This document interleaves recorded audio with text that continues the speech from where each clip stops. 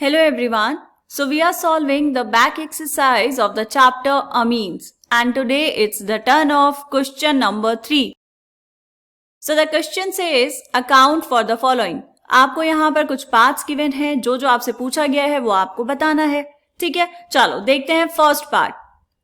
First part में क्या पूछा है बेटा आपसे? pKb of aniline is more than that of methyl amine. तो यहाँ हम सॉल्व करेंगे फर्स्ट पार्ट. आपको बताना है कि एनिलिन की pKb वैल्यू ज्यादा क्यों है मिथाइल अमीन से. तो एक बात जो हमें पता है या पता होनी चाहिए वो ये कि जिसका बेटा जितना ज्यादा होगा pKb, हम यहाँ पर लिख लेंगे मोर pKb मतलब लेस बेसिक. ठीक है, वो उतना ही कम बेसिक होगा. तो आपसे इनडायरेक्टली पूछ रहा है कि एनिलिन कम बेसिक क्यों है मिथाइल अमीन से. राइट, कैसे बताएंगे इसको? यहां पर हम बना लेते हैं एनिलिन. क्या होता है बेटा aniline? This is benzene ring and यहां पर प्रेजेंट है NH2. ठीक है, और मिथाइल अमीन क्या हुआ? CH3 and this is NH2.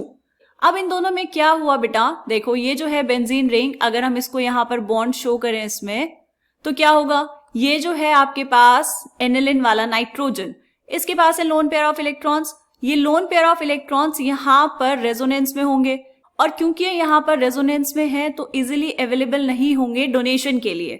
उसकी वजह से क्या हुआ?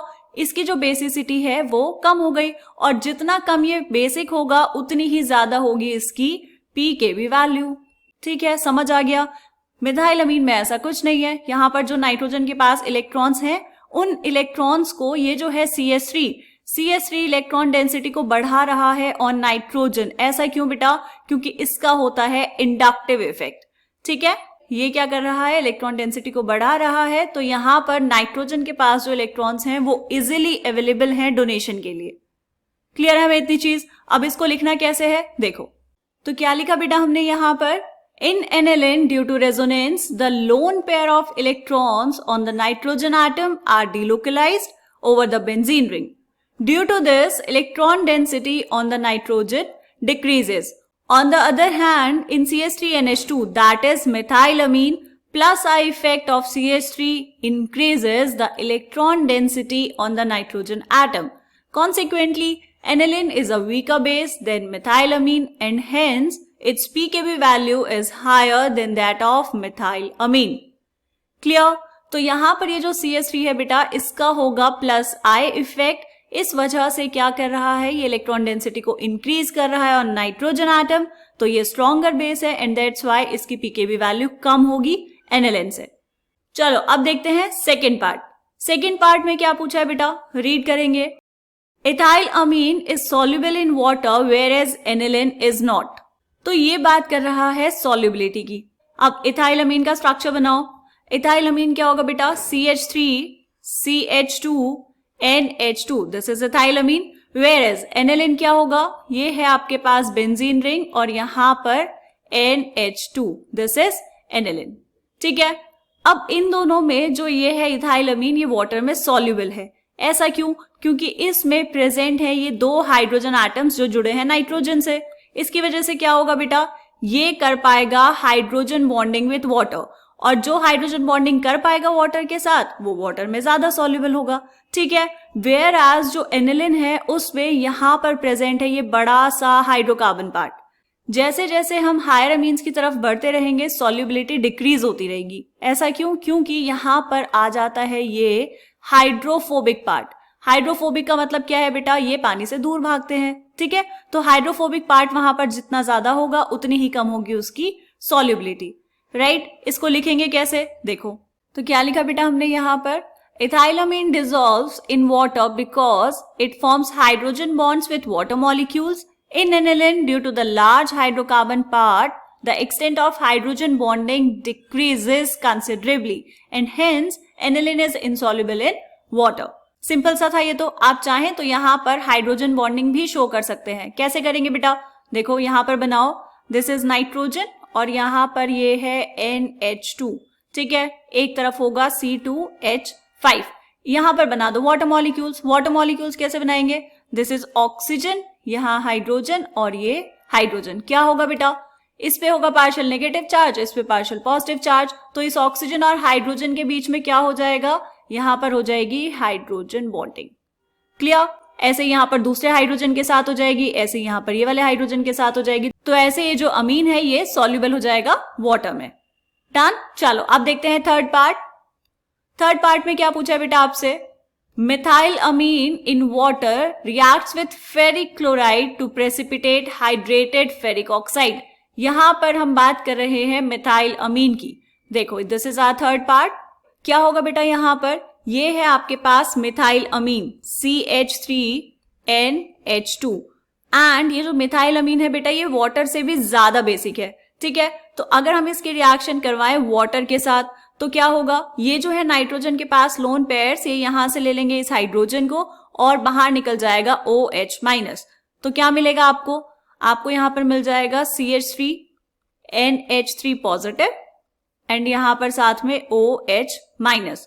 अब ये जो आपके पास OH- आयंस आए हैं ये कंबाइन करेंगे Fe3+ आयंस के साथ वाटर में, तो क्या हो रहा होगा बेटा यहां पर, ये था आपके पास FeCl3, ये कैसे डिसोशिएट होगा, Fe3+ plus thrice of Cl-, तो यहां से आपको मिला Fe3+ आयंस, यहां से मिला OH-। अब क्या होगा, ये कंबाइन कर जाएंगे Fe3+ आयंस के साथ, तो आपको मिलेगा ये twice of Fe3+ plus 6 OH-, मैंने बैलेंस भी किया इसको साथ साथ, आप बैलेंस करके ही लिखेंगे। ठीक है, तो twice of FeOH whole thrice ये मिल जाएगा आपको। इसी को हम क्या लिख सकते हैं बेटा, Fe2O3.3H2O, ये मिला आपको ब्राउन कलर का प्रेसिपिटेट। क्या है ये, this is hydrated ferric oxide. Clear? समझ आ गया बात, ऐसा क्यों किया हमने, क्योंकि ये जो मिथाइल अमीन है ये ज्यादा बेसिक है वाटर से, तो क्या होगा यहाँ पर, ये एक प्रोटॉन एक्सेप्ट कर लेगा वाटर से और यहाँ पे मिल जाएंगे फ्री OH- आयंस जो कंबाइन करेंगे Fe3+ के साथ और आपको मिल जाएगा हाइड्रेटेड फेरिक ऑक्साइड। डन? चलो अब देखते हैं फोर्थ पार्ट। फोर्थ पार्ट में क्या पूछा बेटा आपसे, although amino group is ortho and para-directing in aromatic electrophilic substitution reactions, aniline on nitration gives a substantial amount of meta-nitroaniline। आपको बताना है ऐसा क्यों होता है। क्या होता है बेटा कि जब आप नाइट्रेशन करवाते हैं एनिलिन का तो आपको ऑर्थो एंड पैरा प्रोडक्ट्स मिलने चाहिए, राइट, लेकिन वहां पर आपको सब्सटैंशियल अमाउंट ऑफ मेटा नाइट्रोएनिलिन भी मिलता है। ऐसा क्यों, देखो नाइट्रेशन जो है बेटा वो हम किसके साथ करवाते हैं, नाइट्रेटिंग मिक्सचर के साथ। वो क्या होता है, concentrated HNO3 and concentrated H2SO4। ठीक, अब ये क्या है बेटा, एसिडिक नेचर का। इन एसिड्स की प्रेजेंस में जो एनिलिन है वो प्रोटोनेट हो जाता है एनिलिनियम आयन में। कैसे होगा, देखो सबसे पहले हम यहां पर बनाएंगे एनिलिन, ये है बेटा एनिलिन, और इन एसिड की प्रेजेंस में क्या हुआ, ये एनिलिन कन्वर्ट हो गया है एनिलिनियम आयन में। एनिलिनियम आयन क्या होता है, ये आपकी बेंजीन रिंग, और इस बेंजीन रिंग में यहां पर ये जो था नाइट्रोजन, ये हो गया NH3+, this is anilinium ion. और ये बना कैसे बेटा, ये बना इन प्रेजेंस ऑफ एसिड्स। ठीक, अब क्या हुआ, ये जो यहां पर था NH2 एनिलिन में, ये था ऑर्थो पैरा डायरेक्टिंग, तो जब आपने इसका करवाया नाइट्रेशन, तो इसका जब आप नाइट्रेशन करवाएंगे तो बेटा आपको मिलेंगे ऑर्थो एंड पैरा प्रोडक्ट्स। ये मिला पैरा प्रोडक्ट पैरा नाइट्रोएनिलिन, एंड साथ में क्या मिलेगा, आपको मिलेगा ऑर्थो नाइट्रोएनिलिन। ठीक है, लेकिन अब आपके पास सिर्फ एनिलिन नहीं है रिएक्शन में, वहां पर एनिलिनियम आयन भी प्रेजेंट है, और ये जो एनिलिनियम आयन होता है बेटा ये होता है आपके पास deactivating group and this is meta directing. तो यहां से जब आप नाइट्रेशन करवाएंगे, नाइट्रेशन का मतलब हम यहां पर ऐड करवा रहे हैं NO2+, ठीक है, यही होता है इलेक्ट्रोफाइल। तो क्या मिलेगा आपको, यहां से मिलता है Meta product, this is NH2 and Meta position पर क्या आ जाएगा बेटा, NO2। तो ये जो मेटा प्रोडक्ट है ये होता है बेटा 47% के अप्रॉक्स, एंड ये जो पैरा प्रोडक्ट था ये होगा 51%, एंड जो ऑर्थो प्रोडक्ट है वो बहुत ही कम बनता है, ऑलमोस्ट अप्रोक्सीमेटली 2%। ठीक है बेटा, समझ आया। तो जब हम नाइट्रेशन करवा रहे हैं एनिलिन की, तो जो ज्यादा से ज्यादा एनिलिन था, most of the aniline convert हो गया है कहां पे बेटा, एनिलिनियम आयन में। तो इसीलिए आपको वहां पर ऑर्थो पैरा प्रोडक्ट के साथ क्या मिलेगा, मेटा प्रोडक्ट भी मिलेगा। ठीक है, क्लियर हो गई ये चीज? ठीक है, चलो अब हम देखेंगे इस क्वेश्चन का नेक्स्ट पार्ट। फिफ्थ पार्ट में क्या पूछ रहा है बेटा आपसे, aniline does not undergo Friedel craft reaction. Aniline Friedel craft reaction नहीं देता, आपको बताना है ऐसा क्यों। अच्छा, क्या आपको फ्रीडल क्राफ्ट रिएक्शन याद है बेटा?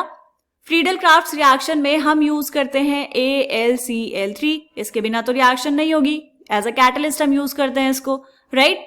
अब यहां पर अगर आप ले रहे हैं aniline C6H5NH2, this is aniline, okay. अब ये एनिलीन जब रिएक्ट करेगा AlCl3 के साथ, तो AlCl3 is suppose to be a catalyst ना, बट यहां पर तो रिएक्शन हो जाएगी। कैसे बेटा? क्योंकि ये जो है आपके पास aniline, this is a Lewis base, और AlCl3 क्या है बेटा? This is a Lewis acid. तो यहां पर एसिड बेस रिएक्शन हो जाएगी और आपको प्रोडक्ट में क्या मिल जाएगा? Salt C6H5NH2 positive and AlCl3 minus. ठीक, तो यहां पर जो कैटलिस्ट की तरह काम करने वाला था वो तो यूज हो गया है, तो इसीलिए क्या होगा बेटा, यहां पर आपको फ्रीडल क्राफ्ट रिएक्शन नहीं मिलेगी, क्योंकि जो एनिलीन है वो एज अ लुईस बेस काम करेगा और रिएक्ट कर जाएगा AlCl3 के साथ। इसको कैसे लिखेंगे? देखो क्या लिखा बेटा हमने, aniline being a Lewis base reacts with Lewis acid AlCl3 to form a salt. As a result, nitrogen of aniline acquires positive charge, ये positive charge आ गया है यहाँ पे, and hence it acts as a strong deactivating group for electrophilic substitution reaction, and consequently aniline does not undergo Friedel-Crafts reaction. ठीक है, clear? चलो अब देखते हैं नेक्स्ट पार्ट। नेक्स्ट पार्ट में क्या पूछा है बेटा, diazonium salts of aromatic amines are more stable than those of aliphatic amines. ऐसा क्यों होता है बेटा? जो एरोमेटिक अमीन्स के डायजोनियम सॉल्ट हैं वो ज्यादा स्टेबल होते हैं as compare to aliphatic amines. ऐसा क्यों होगा? क्योंकि देखो हम यहां पर ड्रॉ करेंगे रेजोनेंस स्ट्रक्चर्स, क्योंकि जो डायजोनियम सॉल्ट्स होंगे एरोमेटिक अमीन्स के वो कर रहे होंगे रेजोनेंस। कैसे करेंगे बेटा? देखो ये क्या बनाए हमने, resonating structures of the diazonium salt of aromatic amines. कैसे होगा? ये है नाइट्रोजन, यहां पर क्या हुआ, ये जो था आपके पास एक पाई बॉन्ड, ये शिफ्ट हुआ इस तरफ, और जैसे ये बॉन्ड इस तरफ शिफ्ट हुआ ये बॉन्ड खुल जाएगा इस तरफ। ठीक है, अब यहां से क्या हुआ, ये जो पॉजिटिव चार्ज था ये डिस्पर्स हो गया है ओवर द बेंजीन रिंग, इस वजह से क्या हुआ, यहां पर आ गई है स्टेबिलिटी। ठीक, रेजोनेटिंग स्ट्रक्चर्स हम बहुत बार बनाने सीख चुके हैं, तो अब आप इनकी प्रैक्टिस करते रहेंगे खुद से। क्लियर? हमें यहाँ पे लिखना क्या है बेटा, एक लाइन लिख लेंगे, the diazonium salts of aromatic amines are more stable than those of aliphatic amines due to dispersal of the positive charge on the benzene ring. यहाँ पर ऊपर जो हमने रेजोनेटिंग स्ट्रक्चर्स बनाए हैं बेटा, कैसे बनाए हैं, जैसे ये बॉन्ड यहाँ पर टूटेगा, यहाँ आएगा पॉजिटिव चार्ज, फिर ये दूसरा बॉन्ड टूट जाएगा, राइट, फिर यहाँ आएगा पॉजिटिव चार्ज, फिर ये दूसरा बॉन्ड शिफ्ट हो जाएगा। ऐसे ही शिफ्टिंग होते होते क्या होगा, फाइनली यहां से बॉन्ड टूटेगा, तो ये जो नाइट्रोजन के पास नेगेटिव चार्ज आया था ये वापस से बना लेगा पाई बॉन्ड, और आपके पास पहला स्ट्रक्चर वापस से आ जाएगा। क्लियर? तो due to these resonating structures diazonium salts of aromatic amines are more stable. Clear? चलो अब हम देखते हैं इस क्वेश्चन का लास्ट पार्ट। क्या पूछा है बेटा लास्ट पार्ट में, दिस इज 7th पार्ट। यहां आपसे पूछ रहा है Gabriel phthalimide synthesis is preferred for synthesising primary amines. नीचे हमने ये लिया है गैब्रियल थैलेमाइड सिंथेसिस आपकी एनसीईआरटी बुक से। इस मेथड को हम प्रेफर करते हैं फॉर सिंथेसाइजिंग प्राइमरी अमीन्स। ऐसा क्यों? क्योंकि ये जो मेथड है बेटा, यहां से आपको प्योर प्राइमरी अमीन्स मिलेंगे, सेकेंडरी और टर्शियरी अमीन्स का कोई भी कंटैमिनेशन नहीं होगा यहाँ पर। मतलब ऐसा नहीं होगा कि थोड़ा सा सेकेंडरी अमीन मिल गया, थोड़ा सा टर्शियरी अमीन मिल गया, नहीं। अगर हम बात करें नॉर्मल रिएक्शन की, मतलब जब हम लेते हैं यहाँ पर कोई प्राइमरी अमीन और उसकी रिएक्शन करवाते हैं एल्काइल हैलाइड के साथ, तो क्या होता है बेटा, आपको मिक्सचर ऑफ अमीन्स मिलते हैं, प्राइमरी भी मिलेगा, सेकेंडरी भी मिलेगा, राइट। लेकिन यहां पर क्या हुआ, ये जो है नाइट्रोजन, देखो इस नाइट्रोजन के पास सिर्फ एक ही हाइड्रोजन है, तो आप इस एक ही हाइड्रोजन को रिप्लेस कर पाएंगे, और इस एक हाइड्रोजन को रिप्लेस करके यहाँ पर R ग्रुप आएगा, तो आपके पास सिर्फ प्राइमरी अमीन ही बनेगा। ठीक है, रिएक्शन होती कैसी है, ये आपने लिया थैलेमाइड, उसकी रिएक्शन करवाई बेस के साथ, तो क्या होगा बेटा, आपको मिल जाता है एक पोटेशियम सॉल्ट। यहाँ पर ये जो बना है एक एनायन, ये क्या करेगा, ये काम करेगा एज अ न्यूक्लियोफाइल और ये अटैक कर देगा बेटा यहाँ से किसके पास, R ग्रुप के पास, और यहाँ से X- बाहर, तो आपको मिला N एल्काइल थैलेमाइड। ठीक है, उसके बाद आप इसकी बेसिक हाइड्रोलिसिस करवाएंगे तो आपको प्राइमरी अमीन मिल जाएगा और साथ में ये मिल जाएगा। ठीक है, बात समझ आई। तो हम इस मेथड को इसलिए प्रेफर करते हैं क्योंकि ये प्योर अमीन सिंथेसाइज करता है, सेकेंडरी और टर्शरी अमीन्स आप ऐसे नहीं बना सकते। ओके, और आप यहां से बेटा एरोमेटिक प्राइमरी अमीन्स भी नहीं बना सकते। ऐसा क्यों? क्योंकि ये हो रहा है SN2 reaction, SN2 mechanism follow होगा यहाँ पर।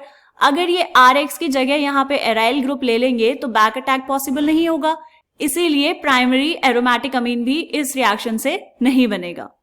तो ये था हमारा क्वेश्चन नंबर 3, कंप्लीट हो चुका है। 7 पार्ट्स थे इसके टोटल। अब आप क्या करेंगे बेटा, इन सबको प्रैक्टिस करेंगे 1 by 1 एंड अच्छे से पढ़ते रहेंगे। मिलते हैं नेक्स्ट क्वेश्चन में, तब तक के लिए बाय बाय।